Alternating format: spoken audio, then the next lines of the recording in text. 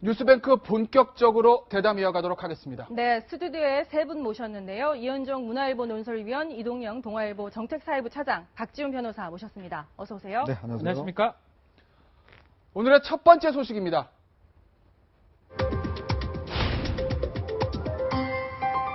김수남의 마지막 고민. 박근혜 전 대통령을 구속한 김수남 검찰총장의 마지막 고민은 우병우 전 민정수석이다. 이런 얘기들이 있었습니다. 그런데 오늘 오후 김수남 검찰총장이 우병우 전 민정수석에 대한 구속영장을 전격적으로 청구를 했습니다. 오늘 첫 번째 소식은 우병우 전 수석의 구속입니다. 네, 그렇죠. 그동안 검찰이 우병우 수석에 대한 영장 청구 여부를 또 고심하고 있다는 얘기를 나왔었는데 3번 소환이 됐었습니다. 그때 우병우 전 수석의 표정을 보면 뭔가 예측할 수 있는 부분이 있었다라고도 얘기할 수 있을 것 같은데요. 1차 때와 2차 때 그 기자들의 질문 공세에 굉장히 찌릿찌릿 레이저 공세를 했던 것과 달리 지난 6일 출두를 했을 때는 고개를 숙인 모습이었습니다. 과연 본인의 그 어떤 구속을 예감했던 게 아닌가 이런 생각도 해볼 수 있을 것 같은데요. 아마 법률가입니다. 법률가이기 때문에 2차 소환할 때 기자가 어떤 질문을 했냐면 지금 들어가면 못 나올 거다 이렇게 얘기하죠. 깜짝 놀라서 내가 왜 들어가? 이런 눈빛을 보인 거거든요. 네. 아마 2차까지는 본인이 안 들어갈 자신이 있었다고 생각이 드는데 3차 소환할 때 고개를 숙였었죠. 막 그때는 조금 법리적으로 얘기를 했던 부분이 있는 것 같은데 네. 지금 직전에 청구가 됐습니다. 예. 원래 6일날 조사했으면 7일날 청구되거나 아니면 그게 금요일입니다. 예. 10일날 월요일날 청구가 되는데 이 주말에 청구돼도 의미가 좀 있는 것 같아요. 예. 김수남 총장의 고민이 그렇게 있었다는 것 같아요. 있었다. 6일날은 혹시라도 청구했을 때 기각의 생각도 있었고 예. 법리 검토 덜 끝났는 것 같고 예. 주말 동안 검토해서 월요일날 해야 되는데 예. 월요일날 하기에는 조금 더 그때까지 늘어진다는 느낌이 들 것 같아요. 그러니까 일요일 저녁 때 한다는 거죠. 이례적입니다. 그렇죠. 예. 밤에 야근하면서 이렇게 휴일날 청구는 이례적인데 아마 그 고민의 흔적이 지금 투영된 게 아닌가. 네. 바로 아마 영장실질심사 청구 그 법원에서 잡히지 네. 않을까 생각이 듭니다. 네. 지금 이제 속보 보시고 계신데요. 일단 혐의는 국정농단을 묵인하고 방조했다는 것, 거기다가 세월호 수사 당시에 외압을 행사한 것 아니냐 이런 혐의들도 있는데 그런데 사실은 우병우 전 민정수석이 이번에 3차 소환할 때 검찰반 소식으로 이런 얘기들이 들렸습니다. 추가 혐의를 포착했다. 뭐라고 말해줄 수는 없는데 그동안 알려지지 않은 우병우 전 수석의 추가 혐의를 포착했다라는 얘기가 있는데 이현정 의원 혹시 이 부분에 대해서 뭐 들어온 소식들이 있습니까? 그러니까 이게 지금 아직까지 뭐 언론을 통해서 알려진 건 네. 없는데 지금 현재 이제 우병우 수석 보면 이미 이제 국정농단의 방조, 그다음에 이제 세월호 수사와 관련해서 당시 네. 광주지검에 대한 여러 가지 수사의 방해 혐의 네. 이런 거 있지 않습니까? 근데 특히 이제 이번 검찰이 저는 보니까 한 50여 명 정도를 참고인으로 소환해 조사를 했다고. 50명이요. 네. 그러니까 검찰 관계자도 소환해 조사를 했다고 합니다. 되는 것이. 예. 그런 부분은 좀 영장이 나와봐야 이제 부쩍 확인될 것 같습니다. 그러게요. 직권 남용이라는 게 상당히 포괄적인 혐의를 또 포함할 수 있을 것 같기도 한데 그러면 이번에는 100% 구속 영장 나온다고 볼 수도 있을까요?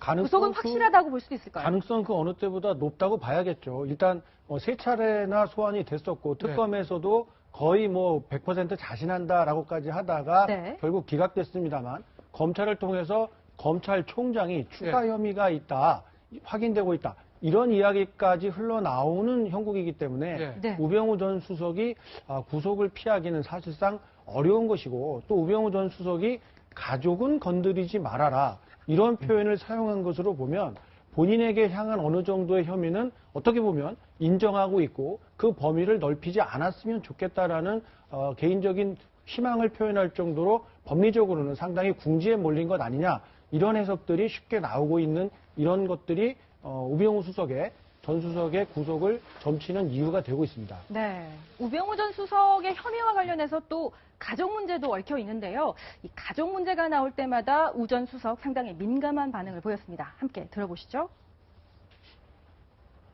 며칠 전에 결혼 25주년이었고 애 셋을 낳고 살고 있습니다. 근데 왜 제 결혼에 대해서 말씀하십니까?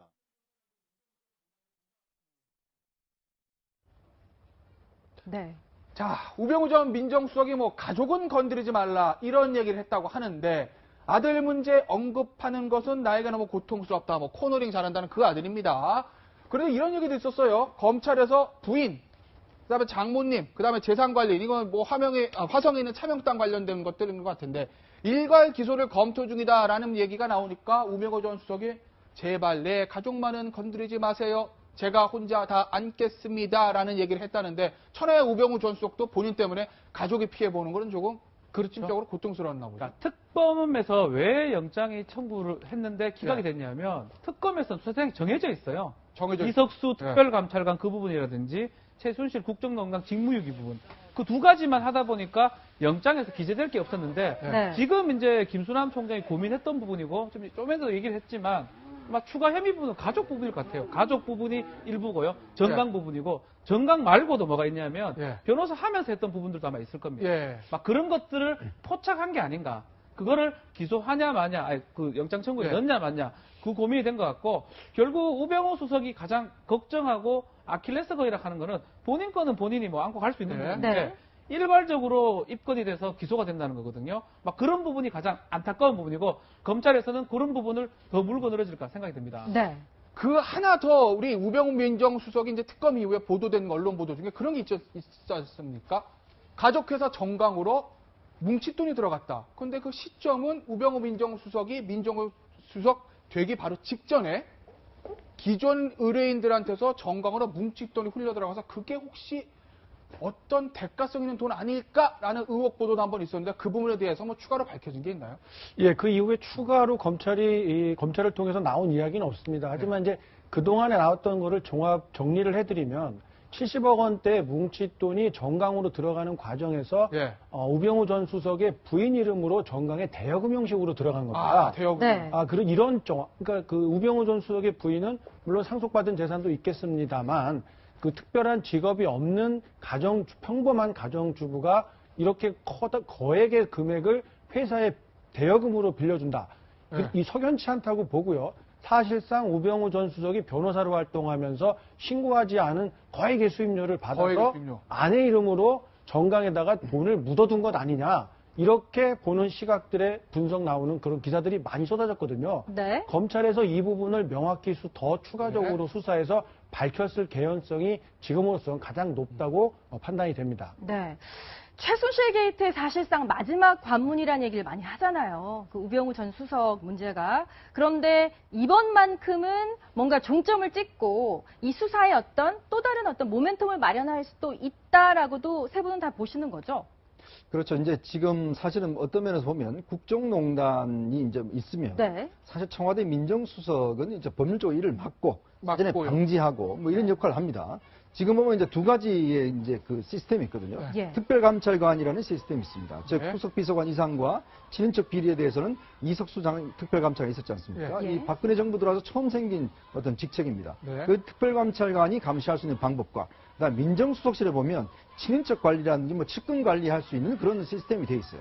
그러면 예를 들어서 국정농단 최순실 사태가 있기 전에 만약에 민정수석이 제대로 했더라면 그러한 부분들을 미리 차단하거나 또 적발해서 처벌하는 뭐 이런 역할을 충분히 할 수가 있는데 문제는 이 민정수석이 이 최순실 사태와 관련해서는 눈을 감았거나 아니면 동조를 했거나 이런 것 때문에 사실은 사전에 막지도 못했고 사후에도 이 사실 자체에 대해 은폐를 하는 그런 역할을 했지 않습니까? 더군다나 이석수 특별감찰관이 이제 특별감찰하는 자체를 방해하고 결국 못하게 하고 나중에는 어떻게 이야기를 했습니까? 국기를 흔드는다. 즉 이석수 감찰관이 일부 언론에 어떤 사실에 대해 조금 유출했다는 혐의로 해서 이것은 국기를 흔드는 일이다 해서 이석수 감찰관을 결국 이제 해고하는 뭐 그런 사태까지 벌어졌지 않습니까? 그렇다고 본다면 우병우 민정수석의 어떤 문제는 뭐냐면 이번 사태와 관련해서 결국 청와대에서 파수꾼 역할, 감시견 역할을 해야 되는데 그 역할을 못하고 오히려 동조자 역할을 했다.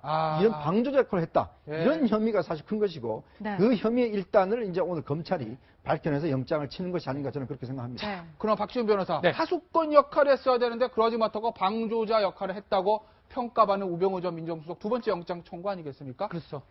어떻게 했습니까? 발부가 될까요? 아니면? 특검 때하고 달라요. 특검 때는 한정된 어떤 수사 내용 가지고 영장 청구를 했고 법원에서 그것만 판단했는데 지금은 아마 완전히 병렬식으로 나열식으로 그 국정농단도 있을 거며 직권남용, 직무유기도 있을 거며 정강 부분도 있을 거며 지금 뭉칫돈 들어간 부분도 있을 겁니다. 횡령하고 다 있기 때문에 지금 상황이라면 뭐 영장이 발부될 수밖에 없는 상황인데 다만 이제 우병우 수석이 아주 그 법리나 이런 것들이 아주 아주 잘하는 사람이기 때문에 그렇죠. 어떻게 또 대응할지 그 부분은 예. 좀 지켜봐야 될 부분 같습니다. 예. 자, 이제 박근혜 전 대통령 얘기 우리가 잠시 해보겠는데, 이번 주 아마 박근혜 전 대통령에 대한 마지막 수사 있을 것 같습니다. 자, 보실까요? 17일입니다. 오늘이 4월 9일이죠. 17일에 공식 선거운동 시작 기간입니다. 검찰은 그 이전에 수사를 마무리 짓겠다라고 얘기했고요. 그러면 주중에 한 두어 번 정도 추가 조사를 하고 13일, 14일쯤에 박근혜 전 대통령에 대한 구속 기소를 할 것이다 라는 가능성이 높아지고 있는데, 관심은 과연 박근혜 전 대통령에 대한 어떤 혐의, 특히 뇌물에 대해서 어떤 식으로 검찰이 의유를 할까, 이 부분인데 이현종 의원 어떻게 보시죠?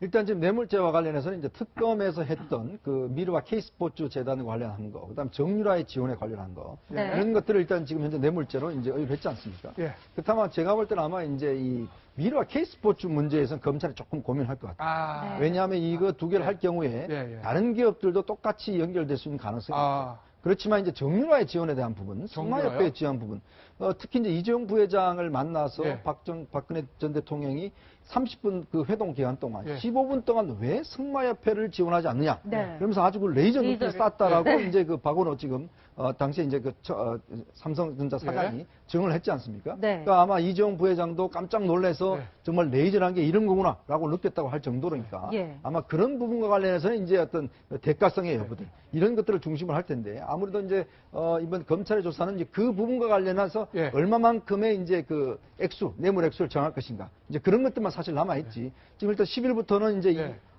이원석 지금 특수일부장이 수사를 시작한다고 지금 조금 전에 발표를 했거든요. 독일 간 부분 그걸 네, 그렇죠. 조사하겠죠. 바로 이제 그 부분이 집중적으로 조사되면 정유라의 지원 관련된 부분이 이제 월요일부터 조사되면 네. 아마 그 부분을 중심적으로 해서 네. 기소를 하지 않을까 이렇게 예상을 해봅니다. 근데 지금 긴박하게 움직이는 이제 우병우 전 수석의 상황도 저희가 방금 전해드렸는데 구속영장이 청구됐다는 그럼 그 부분과 연계해서 박 전 대통령에 대한 수사에도 뭔가 좀 더 스피드를 낼 수 있는 여건이 될 수 있을까요? 그러니까 변수가 될 수 있을까요? 지금 보면 박 전 대통령 수사를 많이 하는 것처럼 보이는데 옥중 조사입니다. 뭐 전직 대통령도 그렇게 했었고요. 근데 시간만 따져보면 그렇게 길지가 않아요. 예. 조서 열람 시간이 상당히 많을 뿐이고 조사하는 시간은 길으면 뭐 6, 7시간이기 때문에 네. 아마 검찰 입장에서는 부인하는 내용 그대로 우리 소위 말하는 부인 조서라 그럽니다. 네. 부인하는 내용 그대로 지금 받는 걸로 보입니다. 네. 시간은 이제 한두 번 더 할 가능성이 있지만 그렇다고 하더라도 박 전 대통령이 부인하면 부인하는 그대로 조서로 치고 만약에 이제 일반적인 부인하면 자백받기 위해서 다른 증거 내밀면서 이거 봐라 왜 이러냐 이렇게 하는데 그렇게 하지 않는 것처럼 지금 보이거든요. 왜 그러냐면 물적 증거들이 좀 많기 때문에 그 물적 증거 특히 안종범 수첩 같은 게 뇌물죄를 입증할 수 있는 많은 증거가 되기 때문에 네. 아마 검찰 입장에서는 그런 어떤 부인하는 조서를 마무리 지은 다음에 바로 그 주말쯤에 기소하지 않을까 생각이 듭니다. 예, 방금 들어온 뉴스 속보 한 가지 알려드리겠습니다. 내일 검찰이 박근혜 대통령의 옥중 조사를 다시 한번 실시한다고 합니다. 이원석 특수 1부장이 처음으로 투입된다고 하는데 이원석 특수 1부장은 지난번 검찰 조사에서 독일로 간 삼성이 독일 비덱스포츠에 보낸 돈이 뇌물인지 이 부분에 대한 조사를 했던 사람이 바로 이원석 특수 1부장입니다. 그렇기 때문에 내일 아마 박근혜 전 대통령에 대한 독일로 간 돈에 대한 뇌물성, 뇌물죄, 대가성 이런 부분들이 집중적으로 조사될 것으로 보입니다. 네, 그리고 박근혜 전 대통령의 변호인단과 관련한 속보도 전해드립니다. 유영아, 최명성 변호사는 유지를 하되 나머지 변호인은 해임한다는 소식이 들어와 있는데요. 역시 변호인단에서 일종의 분란이랄까? 의견 조율이 어렵다라는 얘기가 자꾸 나오고 있었잖아요. 그렇죠. 그걸 방증할 수 있는 또 다른 소식이라고 이게 해임인지 사임인지 좀 확인을 해봐야 되는데요. 해임은 예. 의뢰인인 박 전 대통령이 너희들 안 되겠다 하는 거고 네. 사임은 협의해서 도저히 못 맡겠다라는 건데 네. 이제껏 이제 서 변호사라든지 다른 변호사들은 너무 우리 정보를 받지 못한다. 유영아 변호사 독점하고 있고 정보를 받지 못하니까 어떻게 변호를 하느냐. 네. 이대로 가면 징역형이 될 수밖에 없다. 이런 얘기를 인터뷰에 했었거든요. 예. 막 사임을 했다 그러면 그럴 가능성도 있어 보이고요. 만약 해임을 했다 그러면 어쩌면 대통령이 다른 변호인단을 구성하기 위해서 또 다른 전략을 그렇죠. 짜기 또 다른 전략을 아. 펼치기 위해서 또 이 기존에 유영아나 최명성은 되게 대통령하고 좀 많이 맞는 어떤 예, 예. 느낌이었거든요. 예. 좀 안 맞는다고 생각되는 변호인단을 다 해제하고 해임시킨 게 아닌가 이렇게 네, 보입니다. 그러니까 창과 방패의 움직임이 정말 분주해지고 있다 이렇게도 볼 수 있을 것 같은데. 자, 나머지 변호사들이 사임이든 해임이든 떠나갔고 예. 강성으로 보이고 그리고 그동안 박근혜 전 대통령의 법률적 대응이 사실상 실패하지 않았습니까? 예. 성공했다면 지금 구치소에 가 있을 일이 없겠죠. 네. 사실상 실패한 내용으로 귀결이 난 변호인단 중에서도 이런 사안들을 리드해왔던, 이끌어왔던 유영하 최명성 변호사 두 사람만 남았다는 것은 예.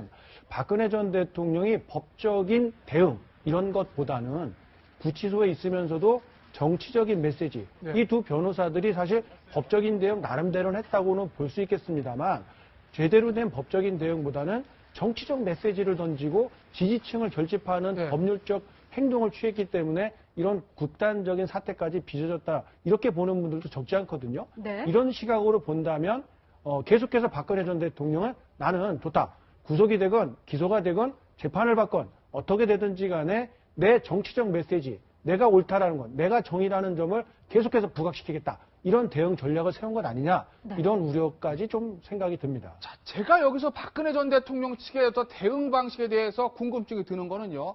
애초에 박근혜 전 대통령 변호인단에서 분란이 있었다. 유영하 변호사 너무 독주하는 건 아니냐는 얘기도 나왔고, 그리고 박지만 이지 회장이 변호인단의 불만을 느껴서 전면 교체를 하겠다라는 그런 보도도 됐었는데, 전면 교체도 아니고 유지도 아니고 오직 유영하 변호사와 최명성 변호사 둘만 남았다는 얘기는, 그러면 박근혜 전 대통령 이 큰 재판들을 이 두 사람을 가지고 끌고 가겠다는 건가요? 아니면 본인이 지금 주도해서 유영하 변호사가 다른 변호사들 또 데리고 나오겠다는 얘기인가요? 또 도대체 모양새가 어떤 전략을 이상합니다. 짜고 있는 거예요? 우병우 영장 청구됐고요.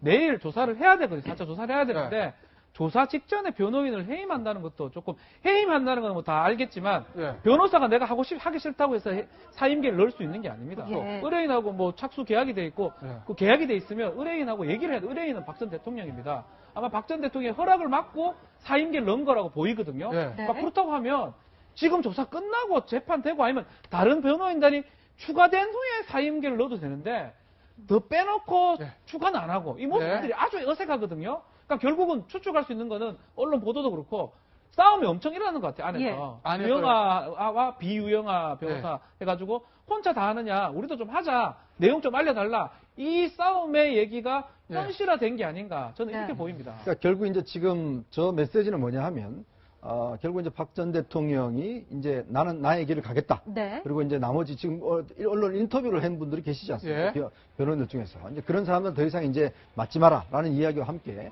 더 이상 박지만 이지 회장이 했던 그 변호인에 도움 주겠다는 거, 그것도 안 받겠다. 저는 그 신호 같아요. 왜냐하면 박지만 회장이 타켓을 했던 것은 바로 유영하 변호사. 도움을 안 받겠다. 왜냐하면 제가 알기로 변호인들 회의를 할 때 유영하 변호사가 끝까지 대통령은 무죄다. 무조건 경찰 수사 받지 말아야 된다. 아주 강력하게 수사를 받지 말아야 된다는 부분들을 이야기하는 사람들이 바로 유영하 변호사를 알고 있거든요. 그러니까 나머지 변호사들은 그래도 검찰 조사는 특검 조사 받아야 된다. 또 예를 들어 헌법재판소도 나가셔야 된다. 이런 문제로 제의를 했지만 결국 박 전 대통령의 선택은 유영하 변호사 선택을 했습니다. 그러니까 그런 상황이기 때문에 지금 저 메시지는 지금까지 해왔던 나의 어떤 결백 주장, 엮였다. 이런 것들을 끝까지 유지하겠다는 것이고 그다음에 박지만 동생 도움도 받지 않겠다. 그냥 이대로 가겠다. 제가 알기로 최근에 아마 박 전 대통령 측에서 전직 고위 검찰 간부들한테 여러 명이 타진했던 것 같아요. 타진이요? 근데 다들 거부를 했다고 합니다. 거부. 그런 면에서 본다면 추가적으로 제가 볼 때는 변호인들을 하기에는 상당히 어려움이 있을 겁니다. 그럼 이원석 특수 1부장을 검찰 측에서는 처음으로 투입한다. 이거는 뇌물죄 부분을 집중적으로 파고들겠다. 이렇게 볼 수 있을까요? 그렇죠. 한웅재 8부장은 말 그대로 형사 전문 부장입니다. 지금도 8부장을 맡고 있고요. 다른 어떤 사건들을 아마 정리했을 걸로 보입니다. 저는 뇌물죄 중에 그 미르 K스포츠에 대한 뇌물죄보다는 삼성 관련 뇌물죄, 특히 말 부분, 그 부분을 할 것 같아요. 그 부분을 조사하기 위해서 이원석 부장을 투입시킨 게 아닌가. 특수부장이고 제일 잘할 수 있거든요. 그러니까 내일 조사도 그 부분이 포인트로 생각이 듭니다.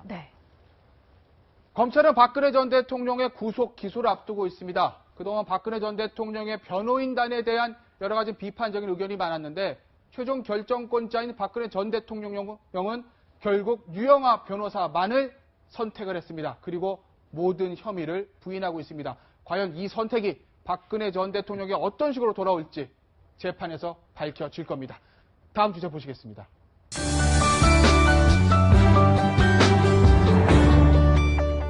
포함할 수 있을 것 같기도 한데 그러면 이번에는 100% 구속영장 나온다고 볼 수도 있을까요? 구속은 확실하다고 볼 수도 있을까요? 가능성 그 어느 때보다 높다고 봐야겠죠. 일단 세 차례나 소환이 됐었고 특검에서도 거의 뭐 100% 자신한다라고까지 하다가 네. 결국 기각됐습니다만 검찰을 통해서 검찰총장이 추가 혐의가 있다, 확인되고 있다. 이런 이야기까지 흘러나오는 형국이기 때문에 우병우 전 수석이 구속을 피하기는 사실상 어려운 것이고 또 우병우 전 수석이 가족은 건드리지 말아라 이런 표현을 사용한 것으로 보면 본인에게 향한 어느 정도의 혐의는 어떻게 보면 인정하고 있고 그 범위를 넓히지 않았으면 좋겠다라는 개인적인 희망을 표현할 정도로 법리적으로는 상당히 궁지에 몰린 것 아니냐 이런 해석들이 쉽게 나오고 있는 이런 것들이 우병우 전 수석의 구속을 점치는 이유가 되고 있습니다. 네. 우병우 전 수석의 혐의와 관련해서 또 가족 문제도 얽혀 있는데요. 이 가족 문제가 나올 때마다 우 전 수석 상당히 민감한 반응을 보였습니다. 함께 들어보시죠. 며칠 전에 결혼 25주년이었고 애 셋을 낳고 살고 있습니다. 근데 왜 제 결혼에 대해서 말씀하십니까?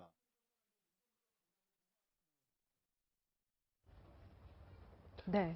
자, 우병우 전 민정수석이 뭐 가족은 건드리지 말라 이런 얘기를 했다고 하는데 아들 문제 언급하는 것은 나에게 너무 고통스럽다. 뭐 코너링 잘한다는 그 아들입니다. 그런데 이런 얘기도 있었어요. 검찰에서 부인, 그다음에 장모님, 그다음에 재산관리, 이건 뭐 화성에 있는 차명땅 관련된 것들인 것 같은데 일괄 기소를 검토 중이다라는 얘기가 나오니까 우병우 전 수석이 제발 내 가족만은 건드리지 마세요. 제가 혼자 다 안겠습니다라는 얘기를 했다는데 천하의 우병우 전 수석도 본인 때문에 가족이 피해보는 거는 조금 그릇짐적으로 고통스러웠나 보죠. 그러니까 특검에서 왜 영장이 청구를 했는데 기각이 됐냐면 특검에서는 수사상이 정해져 있어요. 이석수 특별감찰관 그 부분이라든지 최순실 국정농단 직무유기 부분 그 두 가지만 하다 보니까 영장에서 기재될 게 없었는데 지금 이제 김수남 총장이 고민했던 부분이고 좀 전에도 얘기를 했지만 막 추가 혐의 부분은 가족 부분일 것 같아요. 가족 부분이 일부고요. 정강 부분이고 정강 말고도 뭐가 있냐면 변호사 하면서 했던 부분들도 아마 있을 겁니다. 막 그런 것들을 포착한 게 아닌가. 그거를 기소하냐 마냐, 그 영장 청구에 넣냐 마냐 그 고민이 된 것 같고 결국 우병우 수석이 가장 걱정하고 아킬레스건이라 하는 거는 본인 거는 본인이 뭐 안고 갈 수 있는 부분인데 일괄적으로 입건이 돼서 기소가 된다는 거거든요. 막 그런 부분이 가장 안타까운 부분이고 검찰에서는 그런 부분을 더 물고 늘어질까 생각이 듭니다. 네. 그 하나 더 우리 우병우 민정수석이 이제 특검 이후에 보도된 언론 보도 중에 그런 게 있었습니까? 가족회사 정강으로 뭉칫돈이 들어갔다. 그런데 그 시점은 우병우 민정수석이 민정수석 되기 바로 직전에 기존 의뢰인들한테서 정강으로 뭉칫돈이 흘려 들어가서 그게 혹시 어떤 대가성 있는 돈 아닐까라는 의혹 보도도 한번 있었는데 그 부분에 대해서 뭐 추가로 밝혀진 게 있나요? 예, 그 이후에 추가로 검찰을 통해서 나온 이야기는 없습니다. 하지만 이제 그동안에 나왔던 거를 전에 청구가 됐습니다. 원래 6일날 조사했으면 7일날 청구되거나 아니면 그게 금요일입니다. 10일날 월요일날 청구가 되는데 이 주말에 청구돼도 의미가 좀 있는 것 같아요. 김수남 총장의 고민이 그렇게 있었다라는 것 같아요. 6일날은 혹시라도 청구했을 때 기각의 생각도 있었고 법리 검토 덜 끝났는 것 같고 주말 동안 검토해서 월요일날 해야 되는데 월요일날 하기에는 조금 더 그때까지 늘어진다는 느낌이 들 것 같아요. 그러니까 일요일 저녁 때 한다는 것도 이례적입니다. 그렇죠. 밤에 야근하면서 이렇게 휴일날 청구는 이례적인데 아마 그 고민의 흔적이 지금 투영된 게 아닌가. 바로 아마 영장실질심사 청구 그 법원에서 잡히지 않을까 생각이 듭니다. 지금 이제 속보 보시고 계신데요. 일단 혐의는 국정농단을 묵인하고 방조했다는 것. 거기다가 세월호 수사 당시에 외압을 행사한 것 아니냐. 이런 혐의들도 있는데 그런데 사실은 우병우 전 민정수석이 이번에 3차 소환할 때 검찰반 소식으로 이런 얘기들을 들렸습니다. 추가 혐의를 포착했다. 뭐라고 말해줄 수는 없는데 그동안 알려지지 않은 우병우 전 수석의 추가 혐의를 포착했다라는 얘기가 있는데 이현종 의원 혹시 이 부분에 대해서 뭐 들어온 소식들이 있습니까? 이게 지금 아직까지 뭐 언론을 통해서 알려진 건 없는데 지금 현재 이제 우병우 수석 보면 이미 이제 국정농단의 방조, 그다음에 이제 세월호 수사와 관련해서 당시 광주지검에 대한 여러 가지 수사의 방해 혐의 이런 거 있지 않습니까? 근데 특히 이제 이번 검찰이 저는 보니까 한 50여 명 정도를 참고인으로 소환해 조사를 했다고. 50명이요. 그러니까 검찰 관계자도 소환해 조사를 했다고 합니다. 되는 것이. 그런 부분은 좀 영장이 나와봐야 이제 그쪽 확인될 것 같습니다. 그러게요. 직권 남용이라는 게 상당히 포괄적인 혐의를 또 정리를 해드리면 70억 원대 뭉칫돈이 정강으로 들어가는 과정에서 예. 우병우 전 수석의 부인 이름으로 정강에 대여금 형식으로 들어간 겁니다. 대여금. 네. 그런 그러니까 그 우병우 전 수석의 부인은 물론 상속받은 재산도 있겠습니다만 그 특별한 직업이 없는 평범한 가정주부가 이렇게 거액의 금액을 회사에 대여금으로 빌려준다.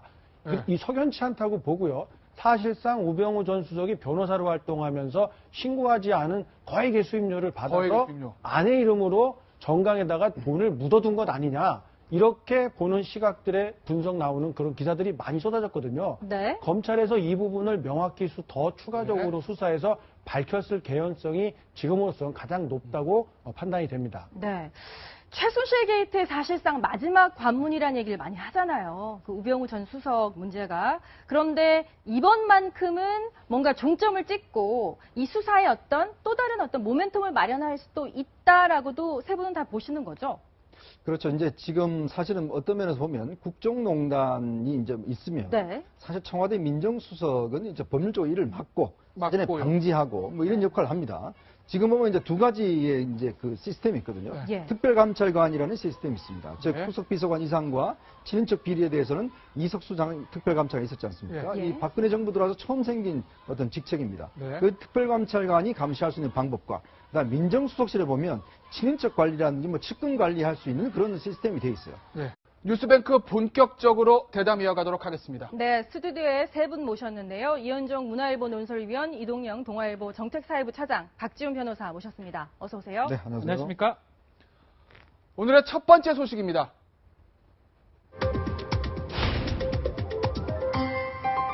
김수남의 마지막 고민. 박근혜 전 대통령을 구속한 김수남 검찰총장의 마지막 고민은 우병우 전 민정수석이다. 이런 얘기들이 있었습니다. 그런데 오늘 오후 김수남 검찰총장이 우병우 전 민정수석에 대한 구속영장을 전격적으로 청구를 했습니다. 오늘 첫 번째 소식은 우병우 전 수석의 구속입니다. 네, 그렇죠. 그동안 검찰이 우병우 수석에 대한 영장 청구 여부를 고심하고 있다는 얘기를 나왔었는데 3번 소환이 됐었습니다. 그때 우병우 전 수석의 표정을 보면 뭔가 예측할 수 있는 부분이 있었다라고도 얘기할 수 있을 것 같은데요. 1차 때와 2차 때 그 기자들의 질문 공세에 굉장히 찌릿찌릿 레이저 공세를 했던 것과 달리 지난 6일 출두를 했을 때는 고개를 숙인 모습이었습니다. 과연 본인의 그 어떤 구속을 예감했던 게 아닌가 이런 생각도 해볼 수 있을 것 같은데요. 아마 법률가입니다. 법률가이기 때문에 2차 소환할 때 기자가 어떤 질문을 했냐면 지금 들어가면 못 나올 거다 이렇게 얘기하죠. 깜짝 놀라서 내가 왜 들어가 이런 눈빛을 보인 거거든요. 네. 아마 2차까지는 본인이 안 들어갈 자신이 있었다고 생각이 드는데 3차 소환할 때 고개를 숙였었죠. 막 그때는 조금 법리적으로 얘기를 했던 부분이 있는 것 같은데 네. 지금